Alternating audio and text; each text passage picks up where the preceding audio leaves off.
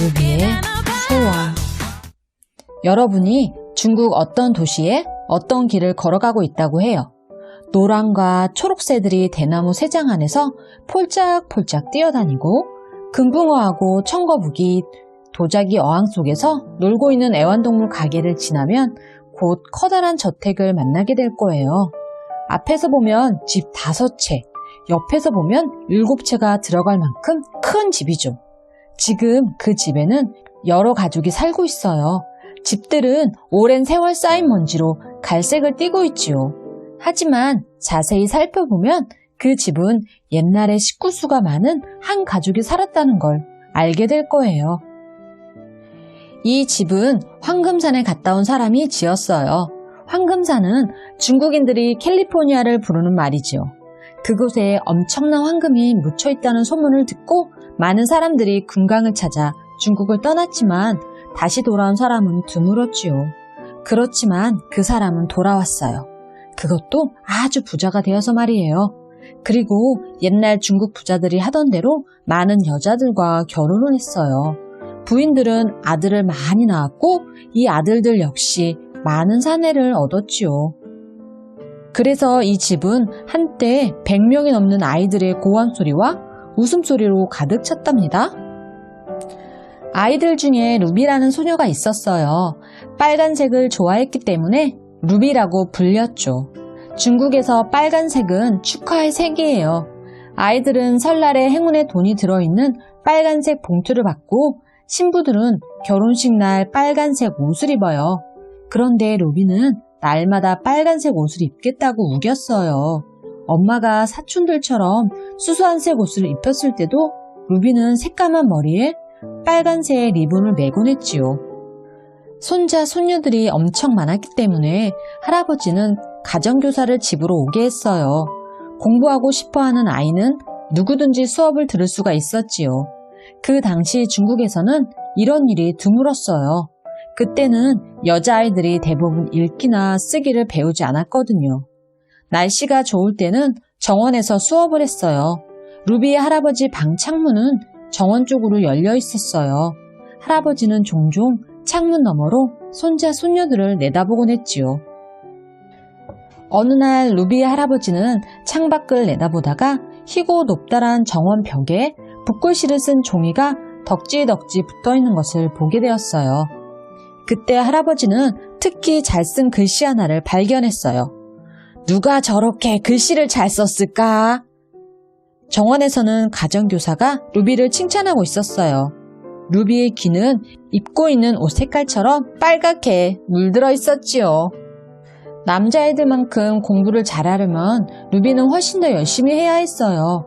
남자아이들은 공부가 끝나면 자유롭게 놀 수가 있었지만 여자아이들은 요리와 집안일을 배워야 했거든요. 사실 엄마들은 여자아이는 이런 것만 배우면 된다고 생각했지요. 여자아이들은 하나둘 공부를 그만두었어요. 루비만 빼고 모두 그랬지요. 루비는 밤늦게야 수놓는 일을 끝마치곤 했어요. 모두가 잠자리에 든 뒤에도 루비 방의 촛불은 오랫동안 켜져 있을 때가 많았지요. 어느 날 선생님은 아이들에게 시를 써보라고 했어요. 루비는 이렇게 썼지요. 아, 슬프다. 여자로 태어난 이 몸.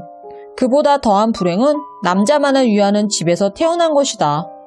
루비의 선생님은 이 시를 읽고 깊은 감명을 받았어요. 선생님은 시를 할아버지에게 보여주었어요. 루비의 할아버지도 감탄했지만 시가 담고 있는 내용에 대해서는 걱정이 되었지요. 할아버지는 루비를 방으로 불렀어요. 루비의 시는 책상 위에 펼쳐져 있었지요. 할아버지가 물었어요. 내가 이 시를 썼느냐? 루비가 대답했어요. 네, 할아버지. 너는 정말 이 집에서 남자아이들만 위한다고 생각하느냐? 루비는 할아버지를 화나게 해서 미안해하며 말했어요. 아니에요. 할아버지는 우리 모두를 잘 보살펴주세요. 우리 모두 감사하게 생각하고 있는걸요? 할아버지가 부드럽게 말했어요. 아가, 내가 왜 이런 시를 썼는지 정말로 알고 싶구나. 남자아이들에게 어떻게 더 잘해준다는 거니?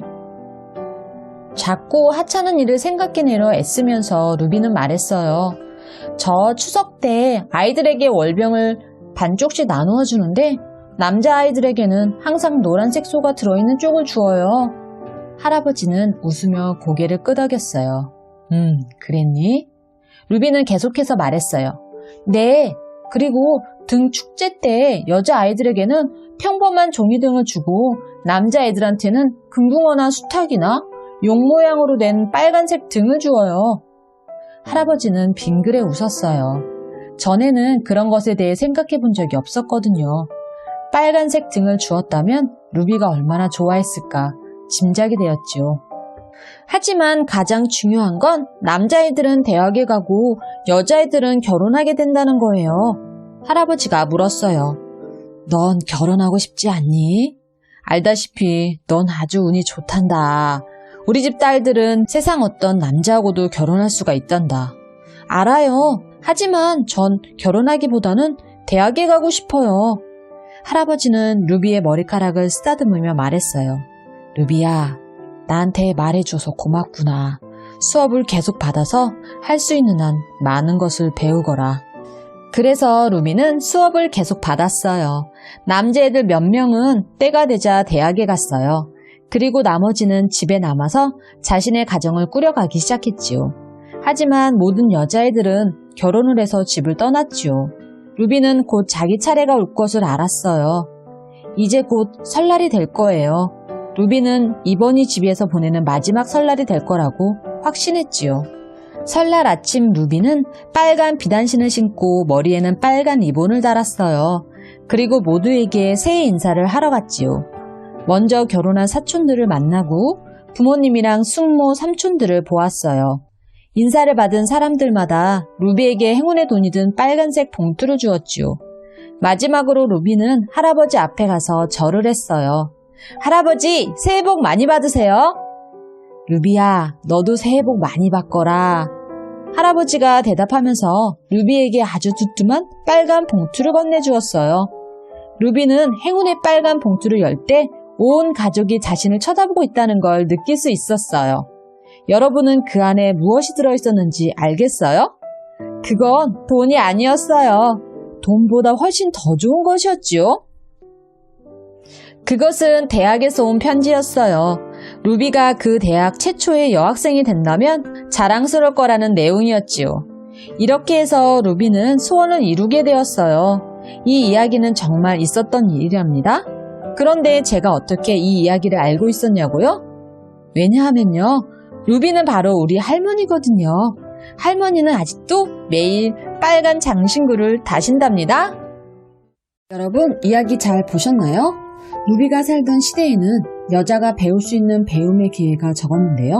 루비는 희망적이지 않은 여건 속에서도 자신이 잘하는 글쓰기를 포기하지 않고 꾸준히 연습해서 당당하게 자신의 희망을 할아버지에게 얘기할 수 있었어요. 용기 있는 사람이 나의 미래를 지켜낼 수 있다는 이야기를 해주는 것 같아 저도 덩달아 소신을 가지고 나의 희망을 위해 포기하지 않고 꾸준히 꿈을 키워나가야겠다는 생각이 드네요. 소원은 꿈만 꾸라고 있는 것이 아니라 꿈으로 품고 행동으로 실천해야 이루어질 수 있다는 걸 다시 느끼게 되었습니다. 여러분의 소원은 무엇인가요? 단지 물질적인 꿈으로 나의 소원의 카드를 다 써버리는 건 아니겠죠? 우리 소원이 이루어지는 그날을 생각하며 하루하루 꿈의 지도를 만들어가 봐요.